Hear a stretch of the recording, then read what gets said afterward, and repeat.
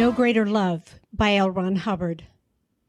The shrill and strident song of a red javelin overhead, the momentary blink of a purple shadow, the lurching stagger of a pylon once more upright. It was over. She had lost. Bobbie Stewart cut her gas, and the old GB man-killer gratefully settled back to cruising, engine grating and knocking and clanking, wires sighing. The ground stopped being a blur. The pylons were once more orange and black checkered towers, gaudy obelisks, tombstones of hope.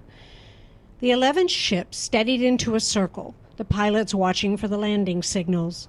Eunice Meredith, the lady in the crimson plane, looked down at the old GB. Bobbie Stewart waved, and Eunice Meredith waved back. The bitter battle was done, and already the crowd in the stands had restlessly diverted their attention to the Marine Corps ships which waited on the line, about to carve out large chunks of blue with formation stunts. Bobbie Stewart wearily jabbed at the throttle, rubbed her sleeve across her goggles before she remembered that the moisture was inside, not out, and settled in for her landing. It had been a bitter race. From Florida and Maine and Washington and California, the pick of the swift-flying sorority of winged womanhood had come to contest the title of speed. Although very few of the men in the profession would even hint that there are extraordinarily good pilots amid the Jodford brethren, it might have been observed that no masculine eagle on the field had breathed during the whole of the contest. Men, at best, fly reasonably to win. Women fly to win alone. Clipped wings on the turns, wide-open motors, dash and cut and roar, deft but driving hands on stick and throttle with no thought but for victory. A hard-fought fight, but she had lost. It had been one race too many for the ancient GB. Bobbie Stewart gunned into the line and cut off her gas, letting the engine run out. She pulled herself stiffly erect and stepped down to the catwalk in the ground. She pried her goggles from her smoke-stained face, leaving white rings around her deep blue eyes. Again, she passed the sleeve of her leather jacket across her vision and blinked very hard. $5,000 gone. How could she ever tell Mike? A Department of Commerce inspector named Pop Mullins came around the stubby, shabby wing. He cleared his throat once or twice and looked embarrassed. Swell race, Bobbie. A GB was never flown like that before. You had the old pump down in my boots one minute and kicking my tonsils the next. Thanks, Pop. But cheer up. Next year, you'll do much better. Next year, this old crate will be 7 years old. It ought to have a pension, Pop. We ought to put it out in a pasture full of gas tanks and let it graze out its last days in peace. Pop, Don't take it so tough, Bobbie. You fought a good battle, but you can't beat horsepower. Yeah, well... Pop, have you got $10? 10? Well, no, I haven't. But I've got a $20 bill. You're welcome to it, Bobbie. Say, you didn't come all the way from California dead broke, did you? Not broke, Pop.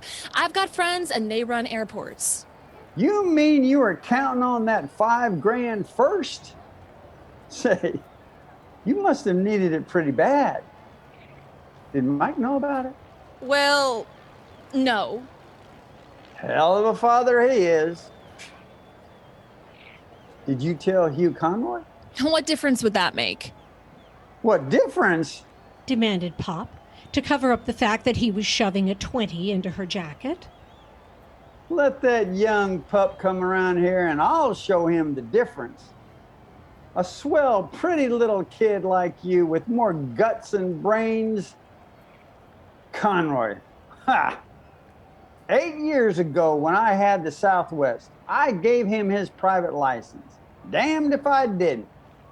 And he come pretty near not passing, too.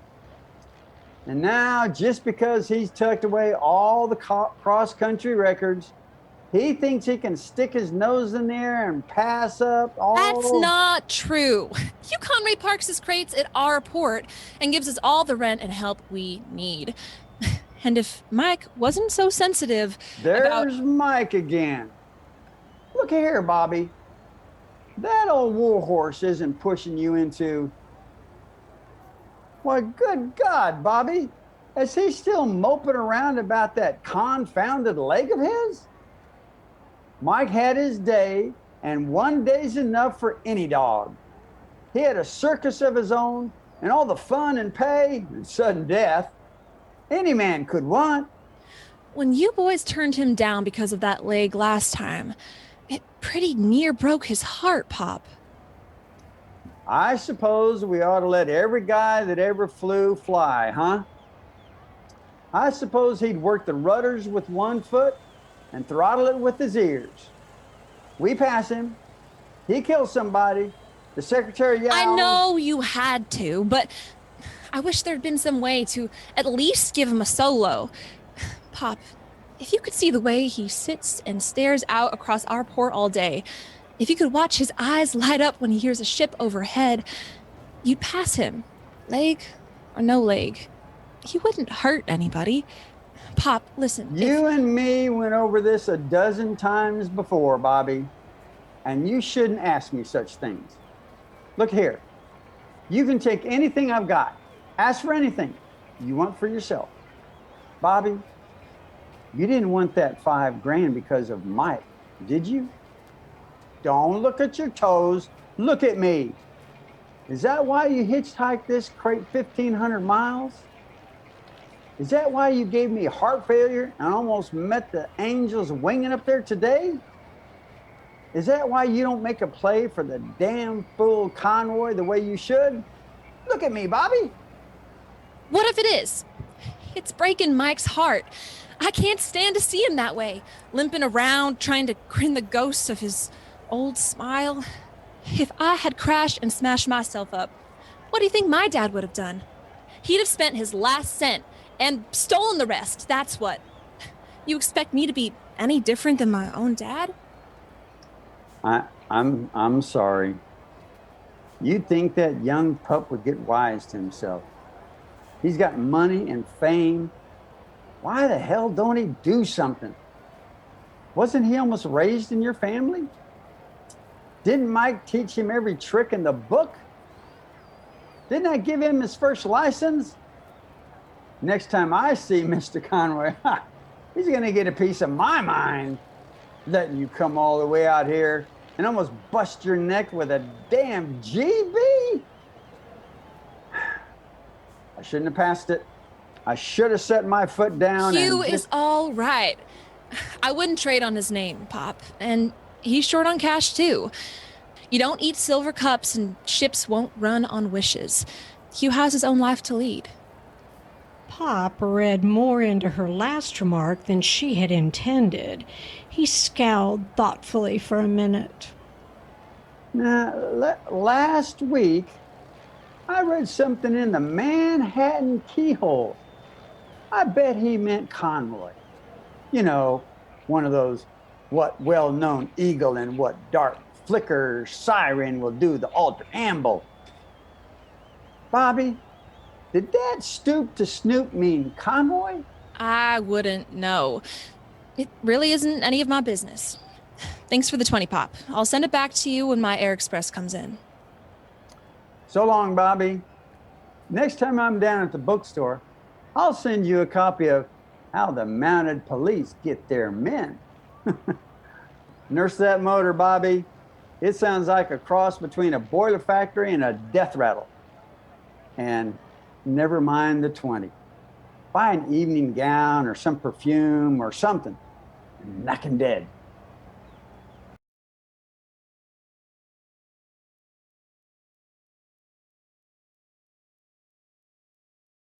The GB slid down the western slope of the Sierras through the long purple shadows of afternoon. The trip back from the Middle West had taken 3 days due to a stuck valve and a coughed-up push rod, which had been replaced by a flattered mechanic free of charge in Salt Lake City. And now, 2,000 feet under the wheels, the dried, beige coastal plain stretched toward the hazy sea. The airport, politely so called, was a dusty square below, and ahead, bounded by a highway, a power line, and rows of gaunt, clay-colored eucalyptus trees. Bobbie Stewart was glad to be home. The adventure had ended. The result of her folly must be faced. The scramble to make the hangar rent cover the taxes would continue. The GB, dragging in gulps of the thick sea-level air, whistled as it floated along the heat lift of the runway and settled with a grumble and growl. Bobbie gunned up to the hangar door and cut the gas. Mike, hobbling very fast and stabbing his cane at the ground, hurried out to meet her. Hi, Bobbie. Nice trip. What was your time between Denver and El Paso? Did that cylinder I fixed act up? See any new crates out there? How was Eileen? Did you meet anybody I know?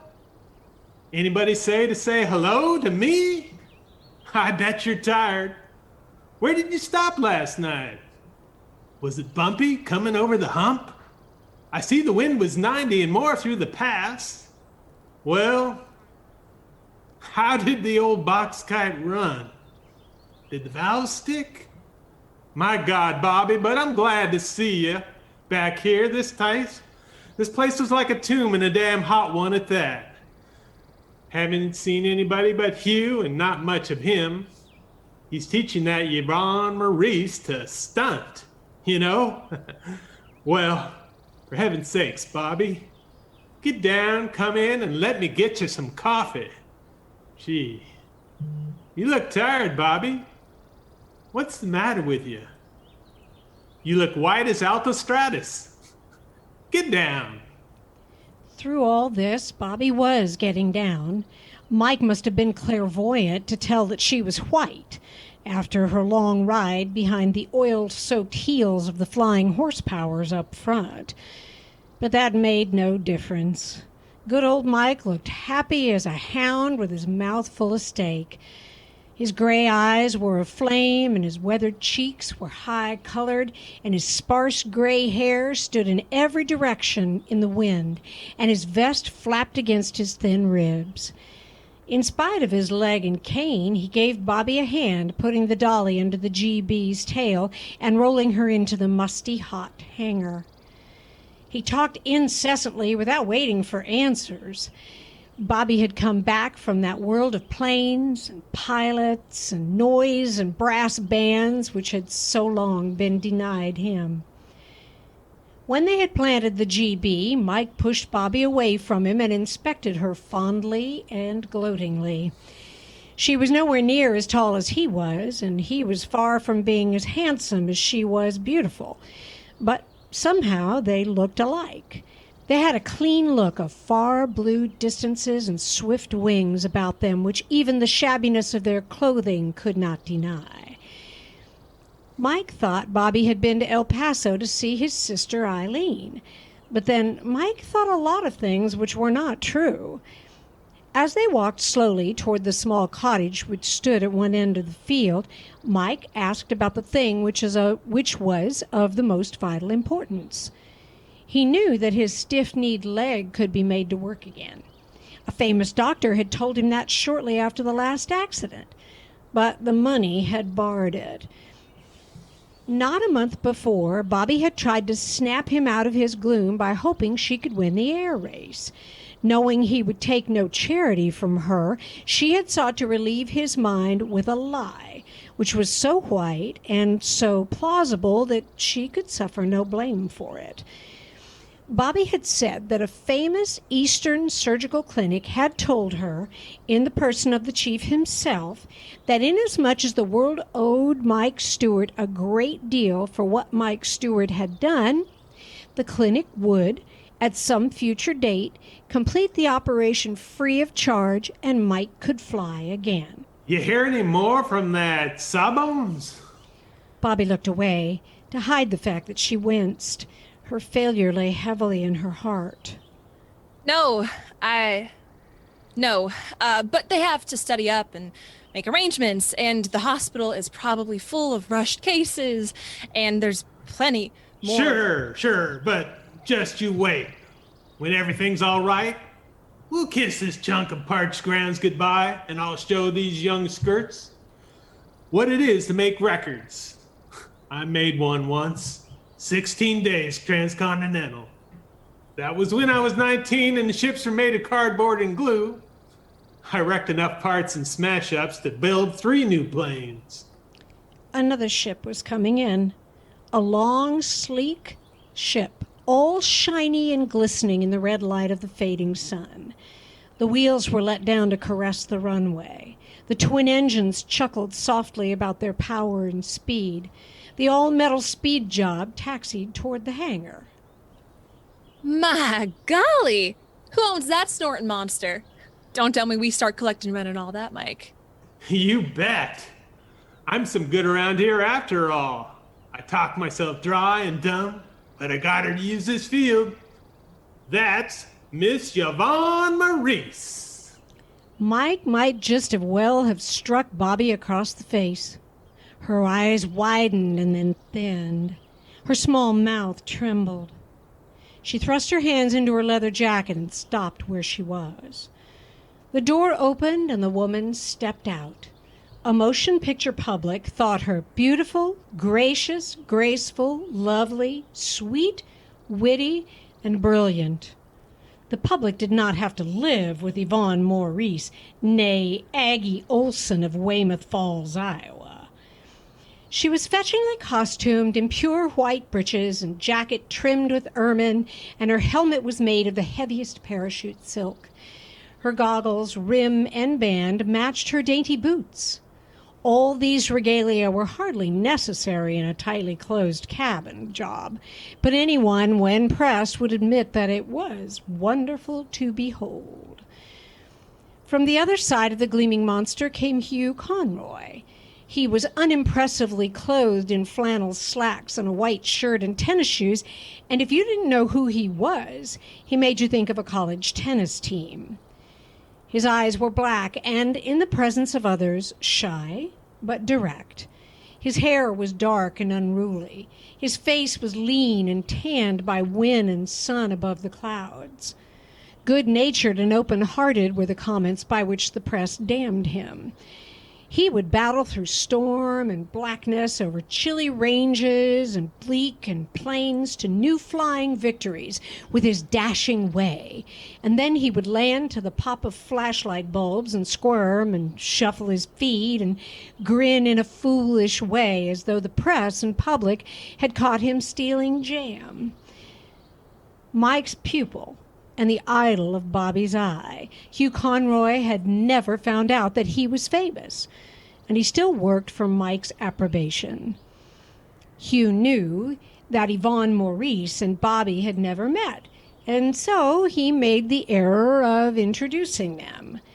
Yvonne, heroine of 30 pictures, looked cunningly down her dainty nose and laughed musically. Oh, Bobbie Stewart?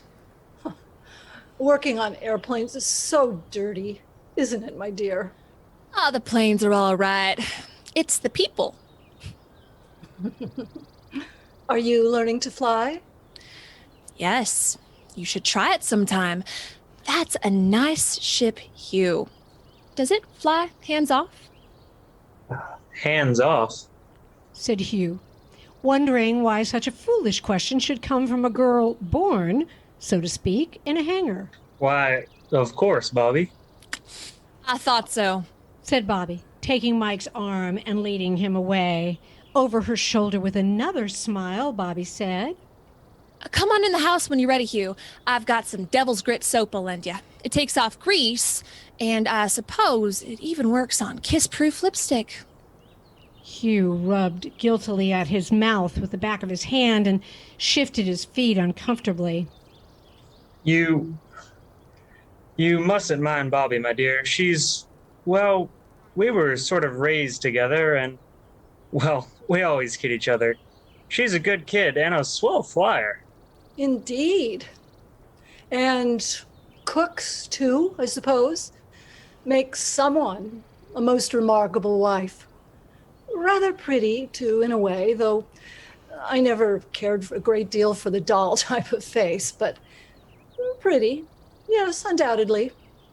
And witty, too, doubtless, even if a little crude. With some nice clothes, she would possibly be very attractive to some men. I'm glad you like her. She's a peach. She and Mike keep this airport going somehow, though there's plenty of fields around here. Mike was very famous in his day. Yes, you told me. Of course, he's a swell guy, and Bobbie's got just as much nerve as he has, too.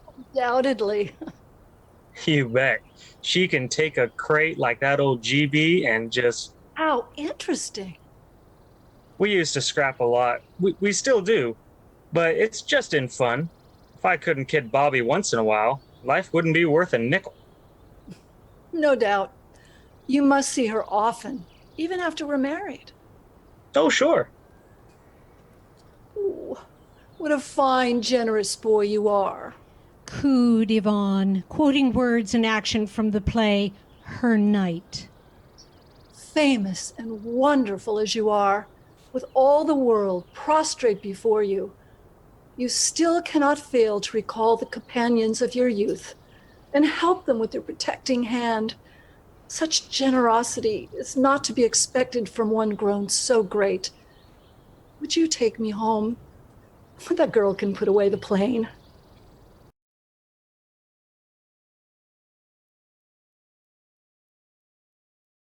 A month later, it was becoming increasingly plain to Bobbie that she would lose, or had lost, a race of quite another type. Hugh Conroy left to break his transcontinental record.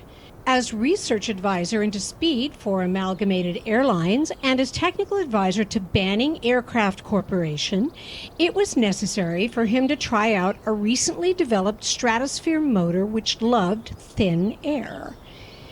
His departure was touching. He boosted himself out of his car, saw Bobbie sitting on the operations office steps, and yelled the substance of his news, adding, Wish me luck. He came no closer than that. He tramped through the dust toward the hangar, but before he arrived, Yvonne Maurice, who had just heard the news, swerved onto the field and blocked his way with her Mercedes. It was very, very touching. Striking a sad but dramatic pose, Yvonne told him that he was an eagle, never to be tamed, that she would await his return with anxiety, knowing she could neither eat nor sleep while he was away, and things like that. Hugh Conroy, being pliable under the scorch of Yvonne's sad eyes, played up, struck poses, spoke perfect English, vowed vows which would have made King Arthur's knights sound like primary books. It all lasted for some time, and then they disappeared into the darkness of the hangar.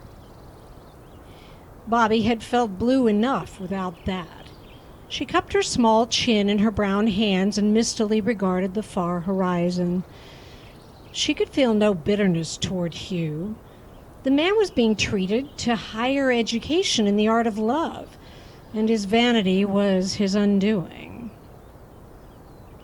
She had crashed a long time ago, and Hugh had pulled her out just before the fabric had begun to crackle and roar. Hugh had been scared, and he had kept pleading with her to open her eyes, and when she had, he had teased her afterwards. She had accused him of trying to be heroic, and they had laughed about it. But they both knew then that something deeper than friendship was between them. And now He had forgotten, and Bobbie listened to the starting whine of his bullet-like ship. Kicking back curling clouds of tan dust, he taxied past her to the line. She did not trust herself to look at him or the ship, and presently he was gone. When she turned her head, he was a dwindling dot against the blue. After a little, she heard Yvonne's car start and drive away. Bobbie angrily dabbed at her eyes, stood up, and loudly told an empty gas can that she didn't care, that it served him right. And then she went inside and threw herself down on a bunk and buried her face in a pillow. Mike came hobbling around shortly after that, and she had to straighten up. But Mike was worried, and he kept asking questions, and so, with a feeble excuse, she went down to the hangar to see if she could find something absorbing to do. Somehow it suited her to yank around the woman's all-metal monster. She brushed up the upholstery, pummeling and kicking it to get the dust out, of course, so vigorously that the big ship quivered and quailed. She had been engaged at this task for some time when she heard voices approaching the hangar. She stopped and looked through the shield and over the glistening cowl toward the door. Yvonne Maurice and a man she had never seen before entered. Bobbie placed her hand on the door to leave, but she did not want to talk to the woman for fear of what she might say and do. Wearily, she slid under the controls and waited for the pair to go away. The man was a whining, sallow-faced fellow with an exaggerated cut to his clothes and an exaggerated attempt to appear wise and worldly. Yvonne, though dressed beautifully in a tight-fitting blue coat, seemed to have shed something which might have been called veneer, or perhaps aristocracy. Outwardly, she was Yvonne Maurice. Inwardly, she had become Aggie Olson of Weymouth Falls, Iowa, once again. What the hell do I pay you for? I want you to produce. Get that? Produce. I can hire press agents for a nickel a dozen if you can't get me the results.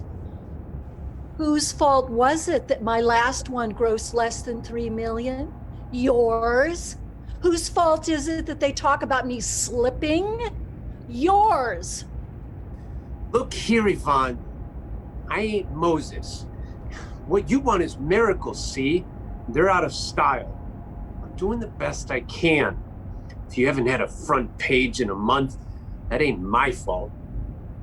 Who thought up this idea about Conroy? Me, that's who. You're trying to tell me that I'm not playing up, are you? Listen, I got that guy eating out of my hand. He's on his knees begging for animal crackers.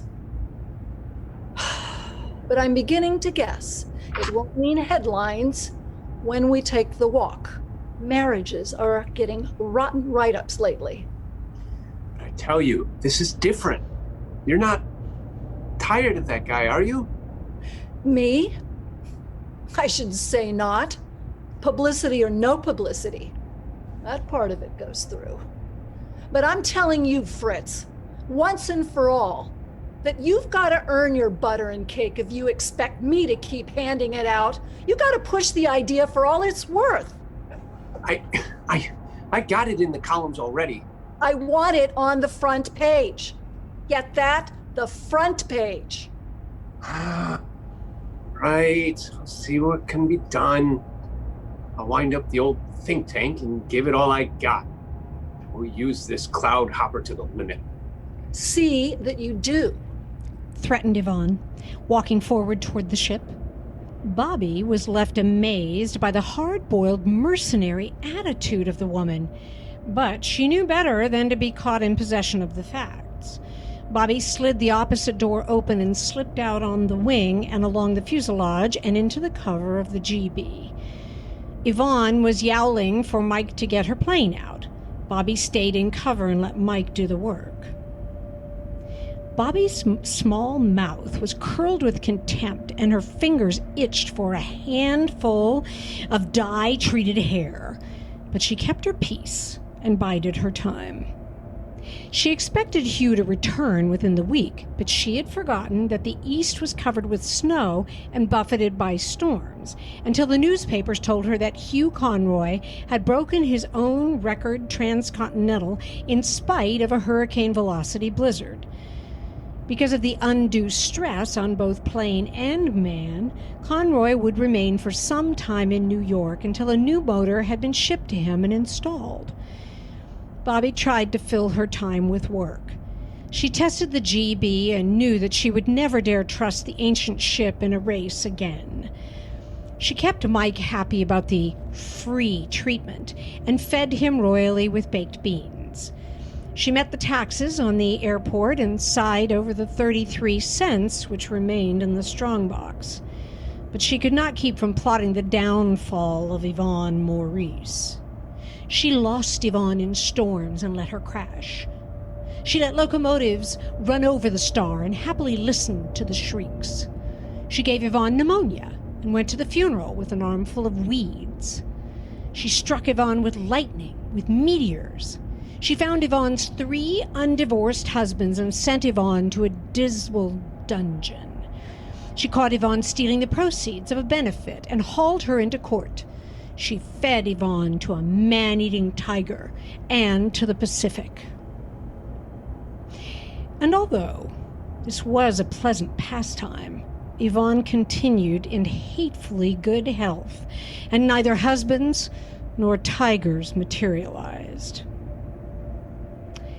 In saner moments, when not besieged with Mike after news about the clinic, she thought out the reasons for Hugh's attachment to such a siren. The woman made Hugh feel important, while Bobbie made him feel human. Yvonne represented glamour and romance, and Bobbie meant quips and sport and uncommonly good baked beans. If Yvonne had been unable to fly, Bobbie's prowess in that line would have overbalanced Yvonne's onion-sized eyes. But Yvonne could fly, and much more than Bobbie was Hugh's protege. Actually, Bobbie had been able to give Hugh quite a few pointers on the art of slicing through the air, and Hugh, manlike, hated to admit it. And so everything Yvonne could do in the air was marvelous. Anything Bobbie could do was only to be expected.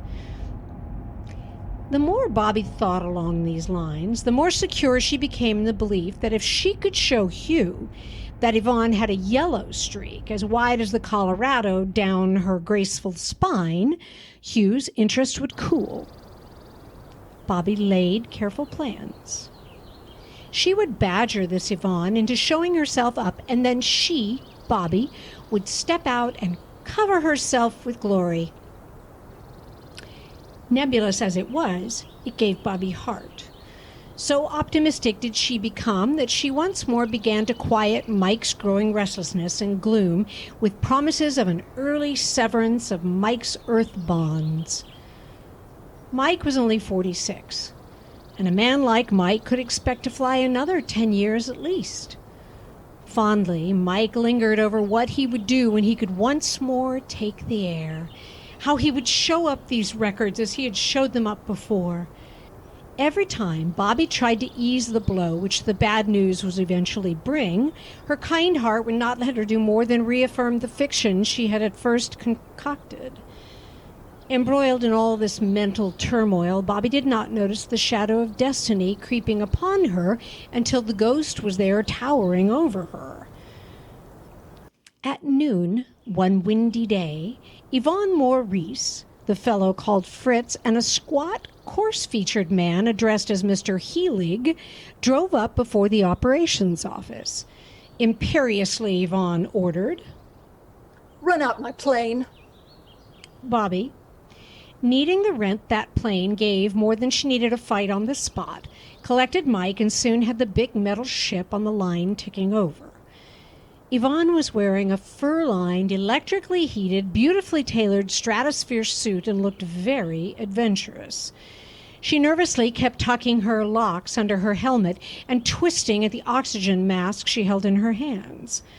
Shortly afterwards, there arrived a delivery truck, out of which came a dozen mysteriously wrapped packages to which small silk chutes were attached.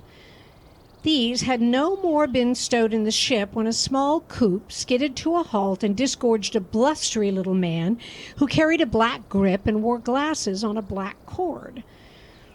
A minute or so later, all the traffic on the highway turned with one accord and roared onto the field and belched up men with pads of paper and pencils and men with microphones and men with cameras.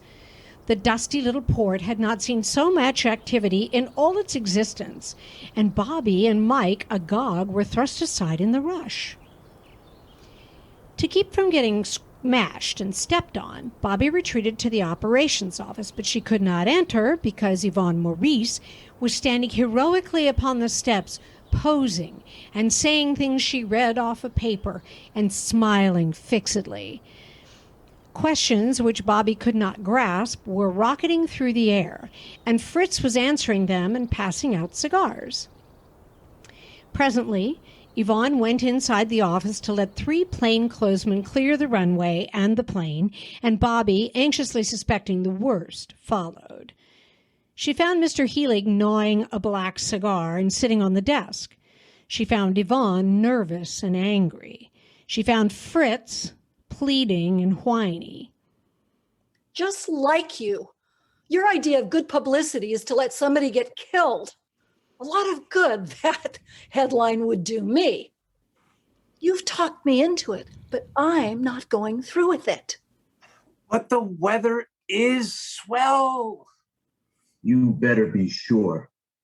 I got an investment here. Of course I'm sure. Look, I sidetracked this news. I used all my influence. I barked down the army and I convinced the doc yours is the only ship that can get in there. And now you won't go through with it. Look, it's the chance of a lifetime. Front page. And what this will do for you and Conroy, it makes the romance news. It's beautiful. You can't. The hell I can't. Hey, you, by the door. We'll see about this weather, Mr. Press Agent. We'll see. I got my investment. What's the weather north over the mountains? Bobbie turned the weather map around on the desk and pointed to a low-pressure area, wind speed at 9 over the Sierras and snow above 3,000 feet. It all depends on where you're going. Smithville. That's where they want me to go. There it is. Straight north of here, 250 miles. Wind and snow indeed. You lied, Fritz. Honest, I didn't. Honest, I thought it was good weather. I got all this laid out, and what a story! Don't throw me down. It will make the front page, I tell you. Every newspaper in the world will yell, "Actress risks life to save miners." What do I care about a pack of filthy miners? Will it do me any good if I crack up in the Sierra? I got my investments to think of. I got a picture half shot, and I lose maybe 3-4 million if you get killed. No, Fritz. You have too far already gone. You make me look like a fool, but I got my investment. No, it's ruined. They'll never listen to me again. My God, it's awful. Mr. Heelig puffed thoughtfully, gnawed at the frayed black tobacco, and then spat the fragments with the air of a man to whom all things are simple and solvable. I get doubles for Miss Maurice in her pictures, don't I? Well, Barney, I call up. He ain't so big. We'll put the mask on him and shoo him out. Oh, they'd see him coming in here. Besides, he's too big for the part. Say. Fritz fixed his bright eyes on Bobbie. It was the first time he had looked at her, as he had been too worried to think of anyone but himself. You! Aren't you the dame that flies in these races? Look here, I seen your picture someplace. She flies? A double, just like I said. See here, what's your name? You want to earn maybe 500 smackers, huh? Bobbie looked coolly from the tip of his pointed shoes to the crown of his expensive hat. She shoved her hands into her jacket pockets, about-faced, and walked toward the door. Wait! See here, you. This ain't no job at all, hardly. You make $500 just like that. If you expect me to be cheap. Misunderstanding her, well knowing from long experience that money is everything, Mr. Helig chirped. $1,000. We make it, huh?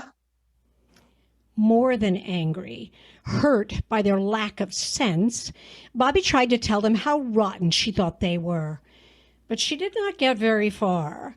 She could look between Fritz and Yvonne and see the field beyond the operations office. Into the range of the window hobbled Mike. He was on his way down to the hangar, and he was leaning more heavily than usual on his cane. He stopped and looked sadly at the shining ship on the line, and then, with inclined head, went on. Bobbie choked on what she had to say. Her words were, Price is $5,000, gentlemen. but what she meant was, goodbye, Hugh. Mr. Helig tried to bargain, but to no avail. Yvonne, only too glad to give up the suit and helmet and oxygen mask, even went so far as to help Bobbie into them. Bobbie threw off the hands and buckled the mask into place.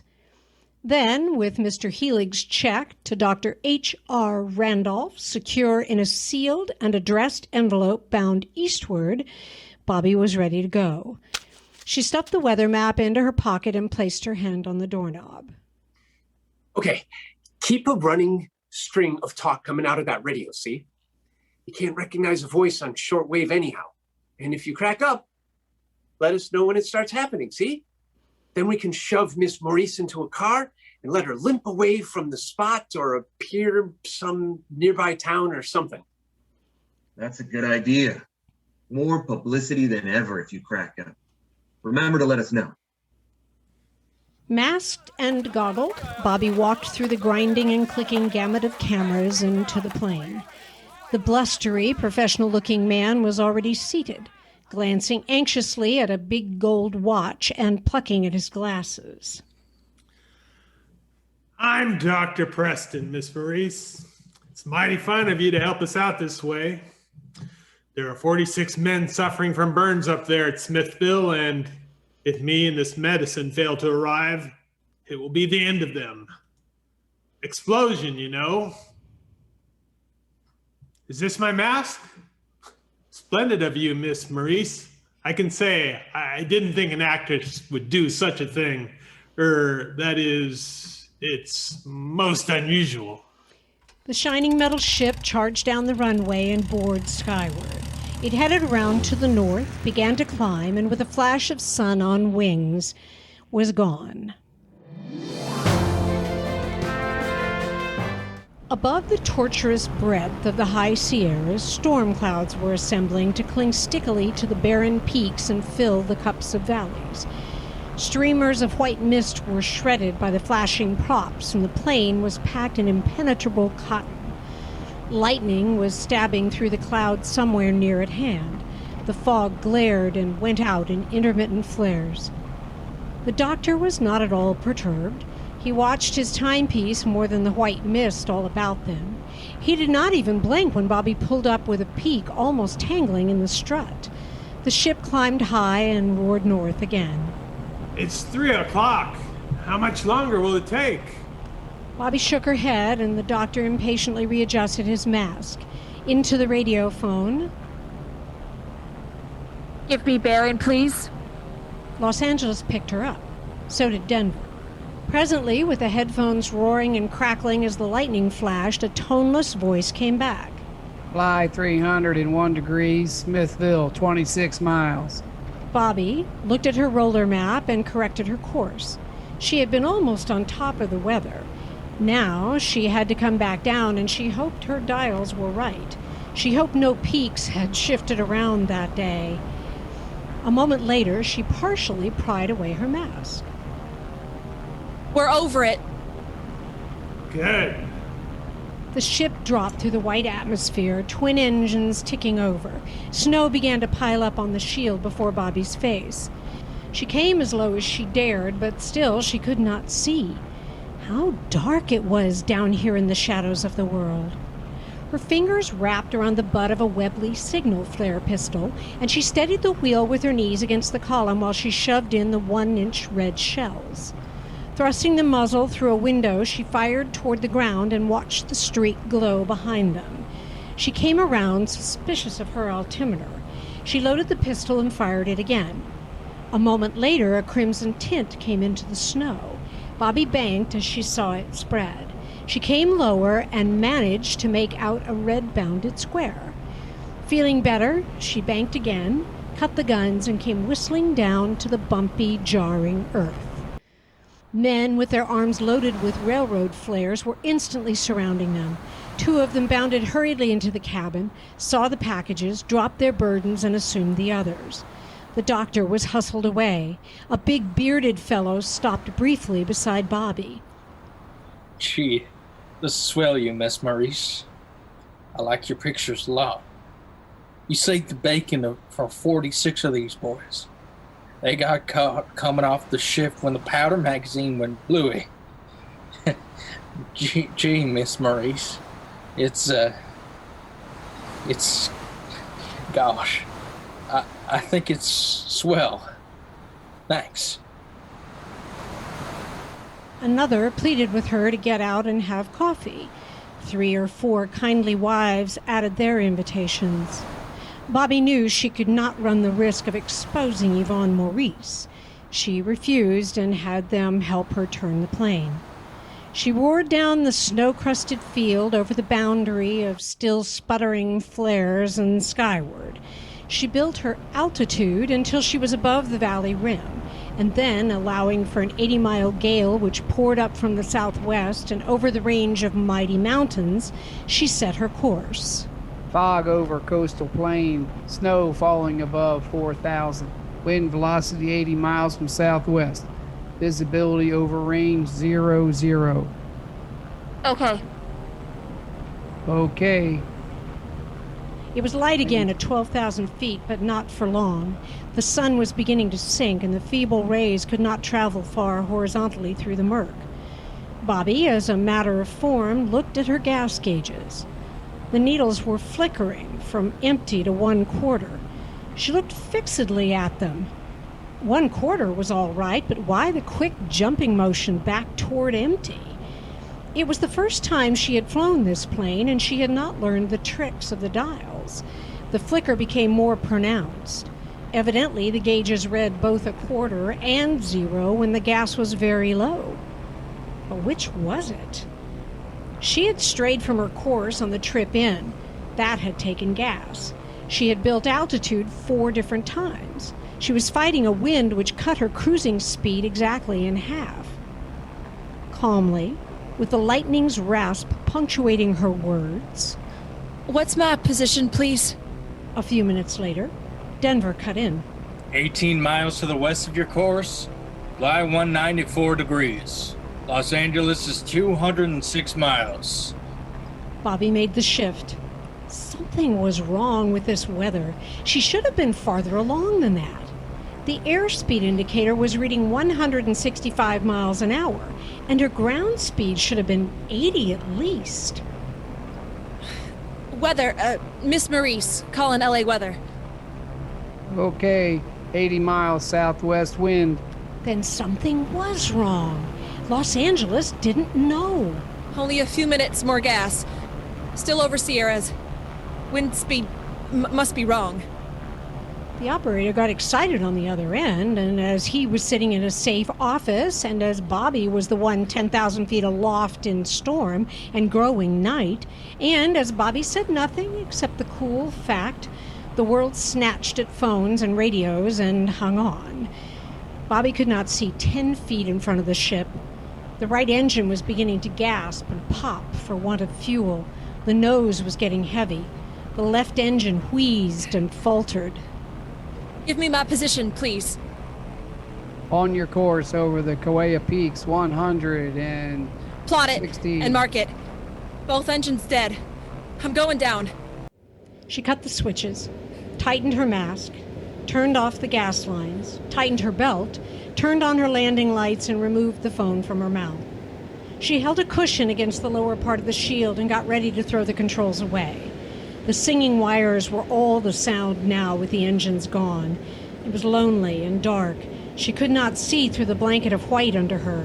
Trees, peaks, ridges, rocks. She pulled a little on the controls, bringing the ship almost into a stall. She lowered the flaps on the wings. Hugh would feel bad. Maybe he had heard it, but then he would think she had helped the miners anyhow. 46 was a good number of lives to save at the price of one. Mike was okay now. He'd go east and wonder why she had ever pulled such a stunt. But he'd get over it. The altimeter was settling shakily. With an easy hand, she kept the ship on course. The wings sighed through the blackness. The landing lights were 2 cones of ice cream, a treetop, branches. She hit.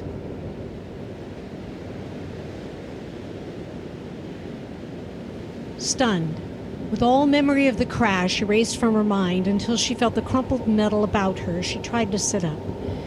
Something pinned her where she was, and she dazedly fumbled for the buckle of her safety belt.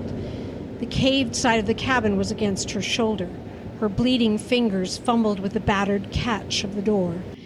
It swung open, and she dropped 2 feet into the freezing drifts of snow. It revived her, and again she tried to sit up.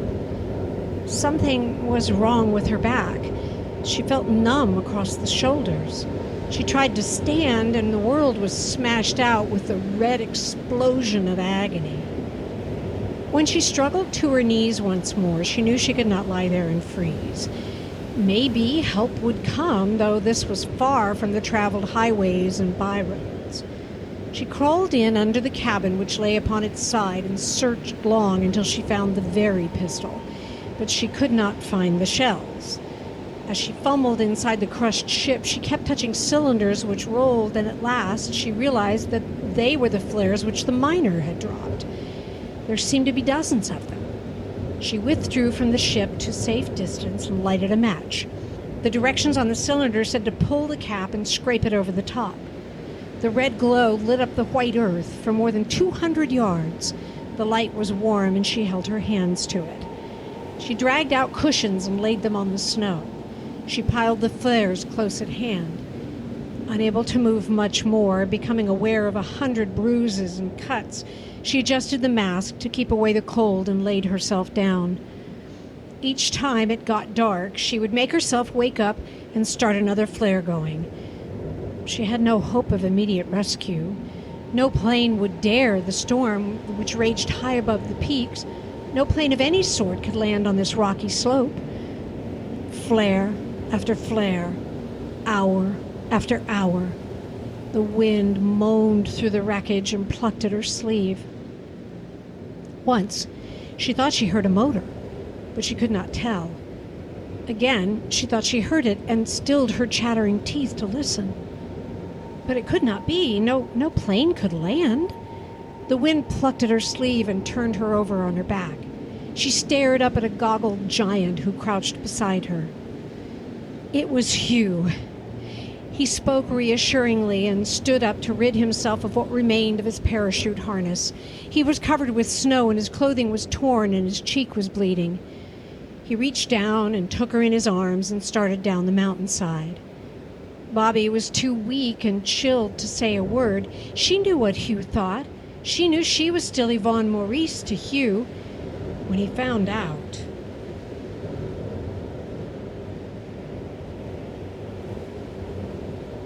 They traveled hours through the night, and then ahead, Hugh saw a glowing yellow rectangle, a trapper's cabin which he had already spotted from the air. Bobbie knew nothing of their entrance, but presently she looked up and saw the underside of an upper bunk and heard men's voices near at hand and felt the warmth of a fire. The strange voice said it was going for a doctor, and then a door banged. She could hear Hugh's boots as he moved up and down before the fire. She felt of her face and saw that the mask was still there. Then he did not know. When he found out, would he be angry? What would he think? Hugh was beside her now, looking down at her, his face very worried. I'm sorry they let you do it, but I know why you did, and I love you for it. Bobbie, can you ever find it in your heart? She tried to sit up. So great was her surprise. She worked the mask from her face. But how did you know? Hugh took her hand and smiled. How did I know? I was in Salt Lake City, coming back west, and I was told what you said. That wasn't Yvonne, Bobbie. You took it so calmly and you knew what to do, and...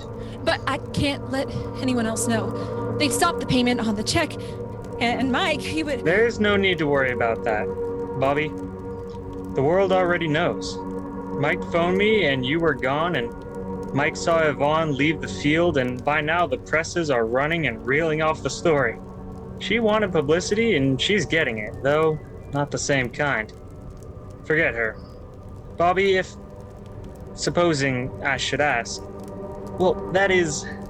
Well... You know, Bobbie, when you get well... Bobbie pulled his tousled head down toward her. Yes,